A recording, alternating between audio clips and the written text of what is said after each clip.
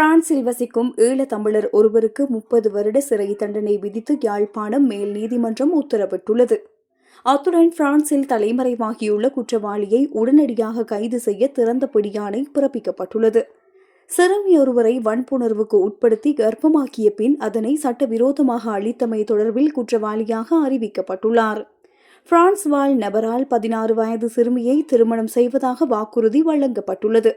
குற்றவாளியின் ஆசை வார்த்தைக்கு இரையான சிறுமி கர்ப்பம் அடைந்துள்ளார். இந்நிலையில் 6 மாத கருவை சிறுமியான இளம் தாயின் அனுமதியின்றி கலைக்க நடவடிக்கை எடுக்கப்பட்டுள்ளது.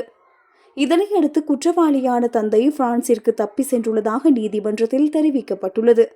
சம்பவம் குறித்த வழக்கு விசாரணைகள் எதிரியின்றி யாழ்ப்பாணம் மேல் நீதிமன்றத்தில் நடைபெற்று வந்தது.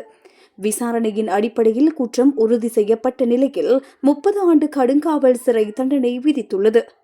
குற்றவாளியை கைது செய்ய திறந்த பிடியாணை பிறப்பித்த நீதிமன்றம் பிரான்சில் உள்ள இலங்கை தூதரகம் மற்றும் குடிவரவு குடியகழ்வு திணைக்களங்களுக்கும் குற்றவாளி தொடர்பில் அறிவிக்குமாறு நீதிமன்றம் கட்டளையிட்டது.